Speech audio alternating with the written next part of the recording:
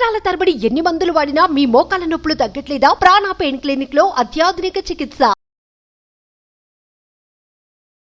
Suman TV ప్రేక్షకులకు నమస్కారం, నేను మీ రేవంత్. సో ఈరోజు మనం యూలిప్ వర్సెస్ మ్యూచువల్ ఫండ్స్ ఎలా ఉంటాయి అనేది ఒకసారి చూద్దాము. సో చాలామందికి మ్యూచువల్ ఫండ్స్ మీద అవగాహన వచ్చినప్పటికీ వాటిని మెయింటైన్ చేయడం రాకనో లేకపోతే వాటిలో రిస్క్ ఉంటుందనే భయంతోటో యూలిప్ అనే వాటిని బాగా ఆప్ట్ చేస్తూ ఉన్నారు. So when compare to mutual funds ULIP వాళ్ళు అయితే గ్యారంటీడ్ వస్తుంది, బాగా ఎక్కువ రిటర్న్స్ వస్తుంది అని చెప్పి ఒక ఎగ్జంప్షన్లో ఉంటారు. సో బేసిక్గా ఒకసారి మనం యూలిప్లో కనుక పెట్టుబడి పెడితే ఎలా ఉంటుంది, అదేవిధంగా యూలిప్లో ఎలా అయితే పెడుతున్నామో అలానే మనం ఒకసారి మ్యూచువల్ ఫండ్స్లో కూడా పెట్టుబడులు పెడుతూ ఉంటే మన యొక్క రిటర్న్స్ ఎలా ఉంటాయి అన్నదాన్ని కూడా ఒకసారి కంపేర్ చేద్దాం. సో దాని రిఫరెన్స్ కోసం, ఇది కేవలం కంపారిజన్ కోసం మాత్రమే. సో ఎటువంటి నిర్ణయమైనా కానీ మీరు పర్సనల్గా తీసుకోవాల్సిందే. సో బేసిక్గా ఐసిఐసిఐ యూలిప్ ఒక మ్యూచువల్ ఫండ్ని మనం ఎగ్జాంపుల్గా తీసుకొని రన్ చేస్తున్నాము. సో ఈ పాలసీ ఏంటి అని అంటే 20 సంవత్సరాల పాలసీ. మొదటి 5 సంవత్సరాల వరకు మనం డబ్బుల్ని పే చేయాలి. సో దానికి గాను లైఫ్ కవర్ వచ్చేసరికి 12 లక్షలు, నెలకి 10,000 చొప్పున కనుక కట్టినట్లయితే సంవత్సరానికి 1,20,000. సహజంగా మనకు అందులో లైఫ్ కవర్ వచ్చేసరికి 1,20,000 అని అంటే ఇంటూ 10 అంటే 1.2 lakh ఇంటూ 10 12 లక్షలకి ఇస్తారనమాట. మనం సంవత్సరానికి 1,20,000 కడితే into 10 is equal to 12 lakhs. అదే మన లైఫ్ కవర్. సో ఇది మనకు ఉన్నటువంటి ఒక పాలసీ యొక్క ప్లాన్. సో మన 5 సంవత్సరాలు కనుక అట్లా పే చేస్తే ఆ తర్వాత కట్టకుండా వదిలేసినప్పటికీ మనకు వచ్చే అప్రాక్సిమేట్ టోటల్ మెచ్యూరిటీ అమౌంట్ వచ్చేసరికి 48 lakhs చిల్లర వరకు మనకు డబ్బులు వస్తున్నట్టుగా వీళ్ళు చూపిస్తున్నారు. అది ఎంత 8% ఎక్స్పెక్టెడ్, అంటే వాళ్ళు 8% ఎక్స్పెక్ట్ చేస్తూ ఇచ్చారు.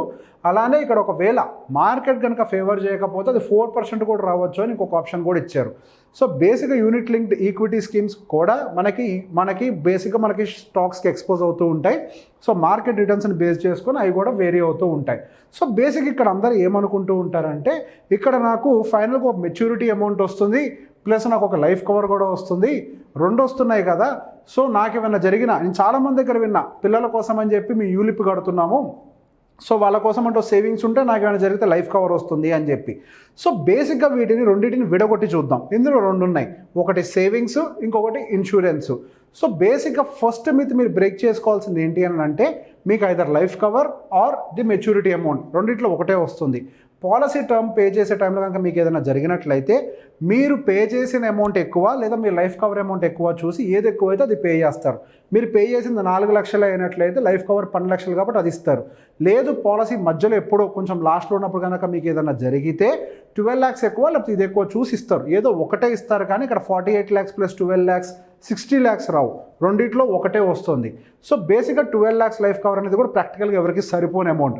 సో దాన్ని మనం విడగొట్టి ఒకసారి టర్మ్ ఇన్సూరెన్స్ ప్లస్ సపరేట్గా మ్యూచువల్ ఫండ్స్తో కంపేర్ చేద్దాం. సో టర్మ్ ఇన్సూరెన్స్ కనుక మనం తీసుకున్నట్లయితే 12 lakhsకి కాదు 25 lakhsకి తీసుకుంటున్నాం. 25 lakhsకి గాను మనకు సంవత్సరానికి అయ్యే ఖర్చు బజాజ్లో సుమారుగా 9,000 రూపాయలు వేసుకోండి, 8,878 రూపాయలు. సో 9,000 వేసుకోండి. మనం ఎంత అమౌంట్ సంవత్సరానికి పే చేస్తే మనకి 25 లక్షల లైఫ్ కవర్ వస్తుంది. వీటిలో డబ్బులు రిటర్న్ ఇవ్వరు, అంటే సేవింగ్స్ రూపంలో ఇవ్వరు. కానీ మనకి ఏం జరిగినా యాక్సిడెంటల్ కానీ మన లైఫ్కి ఏదైనా రిటర్న్ జరిగి ఏమైనా ఇబ్బంది పడ్డా, అంటే మనం లేకపోయినా మన ఫ్యామిలీకి 25 లక్షలు అయితే వెళ్ళిపోతాయి. సో అక్కడతో కంపేర్ చేస్తే మీకు ఇక్కడ 25 lakhs.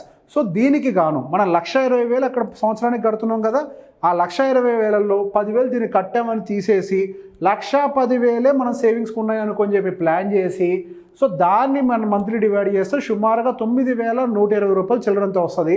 సో మనం 9,000 రూపాయలనే అదే 5 సంవత్సరాల పాటు నెలకి 15% రిటర్న్ ఇచ్చేటువంటి ఒక మ్యూచువల్ ఫండ్లో ప్రాపర్గా ఇన్వెస్ట్ చేస్తూ 5 yearsే, మనం అక్కడ 5 yearsే కడుతున్నాం కదా, తర్వాత కట్టకూడదు.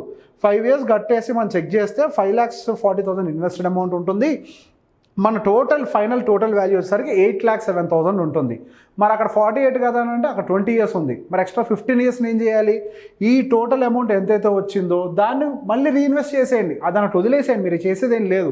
సో అదే 8,07,135 రూపీస్ని సేమ్ 15% రిటర్న్తో ఇంకొక 15 years మనకి యూలిప్లో కూడా ఉంది కదా, ఫస్ట్ 5 years పే చేశాక అదే 15 years దాన్ని యాజ్ ఇట్ ఈస్గా వదిలేస్తే మనకు వచ్చే రిటర్న్ సుమారుగా 65,67,000.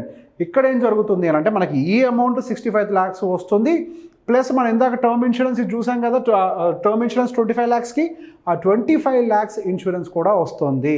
సో 65 ప్లస్ 15 మనకు దాదాపు 80 లక్షల రూపాయల వరకు కూడా మనకి డబ్బులు వస్తున్నాయి.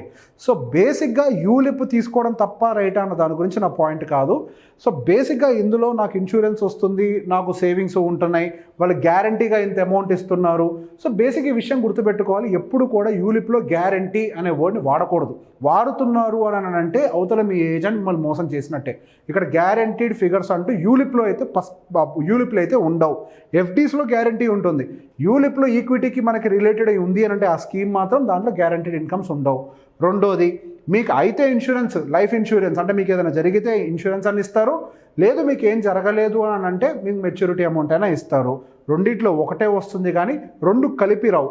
మీరు కావాలంటే దానికి సంబంధించి మీరు ఎక్కడైనా కానీ FAQsలోకి వెళ్ళి చదువుకోవచ్చు. ఆ ఇన్సూరెన్స్ డాక్యుమెంట్లో ఖచ్చితంగా దాన్ని రాసి పెట్టే ఉంటారు. ఈ ఫ్రీక్వెంట్లీ ఆస్డ్ క్వశ్చన్స్లో మీరు ఒకసారి ఎక్కడైనా చెక్ చేసుకోవచ్చు. In case of death what is the benefit the plan give.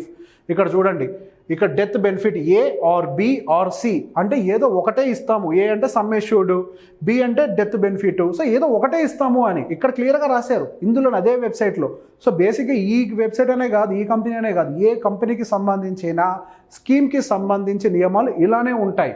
అన్నీ కలిపి వస్తాయి అని అనుకుంటే మాత్రం దానికి డబ్బులు కట్టి, అంటే మీరు ఎక్స్పెక్ట్ చేసింది అయితే జరగదు, నష్టపోతారని నేను చెప్పాను, కానీ మీరు ఎక్స్పెక్ట్ చేస్తుంది అయితే జరగదు. సో ఎప్పుడైనా కానీ మనం యూలిప్ లాంటి వాటిల్లో కంపేర్ చేస్తే మనం సపరేట్గా తీసుకోవడం వలన ఎక్కువ అడ్వాంటేజ్ ఉంటుంది.